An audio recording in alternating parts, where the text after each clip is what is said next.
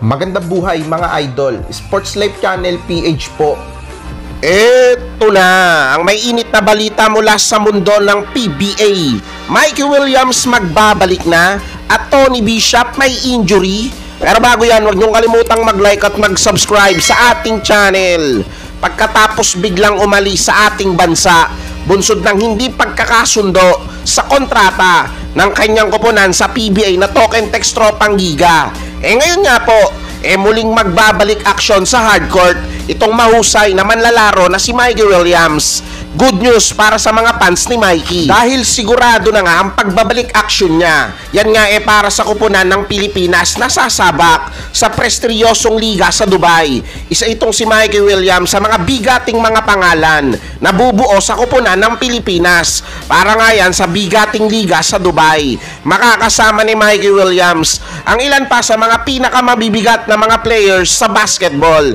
Ang ilan nga mga dating naglaro pa sa NBA. Sa inaasahang pagbabalik aksyon ni Mikey Williams, makikita na ng mga fans ang bunga ng matagal na pagpapakondisyon nito sa US dahil na rin sa pagpaparamdam ni Mikey. Umaasa ang mga fans ng Token Text na tuluyan na magkakasundo ang dalawang kampo na makikita na uli nila na naglalaro para sa tropa itong scoring machine na si Mikey Williams. O kayo, isa ba kayo sa mga nakakamiss na sa laro ang Mikey Williams? O comment nyo na yan sa ating comment section. Ayan mga bossing ko, dumako naman tayo sa isa pa nating balita kagabi sa nangyaring mahalagang laban ng Barangay Ginebra kontra sa Northport Batang Pier.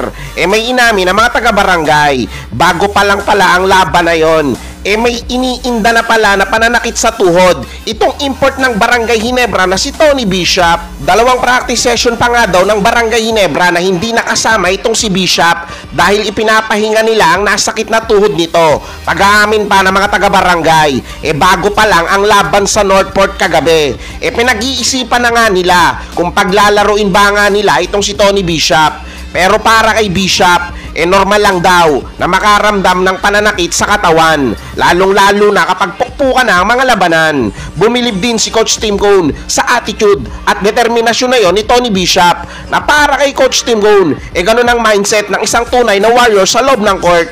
Bagamat may iniinda, hindi ito nakahadlang para kay Tony Bishop para pangunahan ng buong barangay sa malaking panalo sa Northport kagabi. Sa nalalapit na playoffs, siguradong mas kayod kalabaw pa ang gagawin ni Tony Bishop para pangunahan pa ang Barangay Ginebra sa mailap na kampyonato ng Commissioner's Cup. O kayo mga bossing ko, isa ba kayo sa mga bumibilib na o humahanga sa determinasyon na ipinapakita ni Tony Bishop na kahit may nararamdaman, lumalaban pa rin?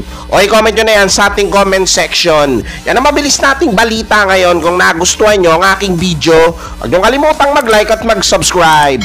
Hanggang sa susunod na sport news.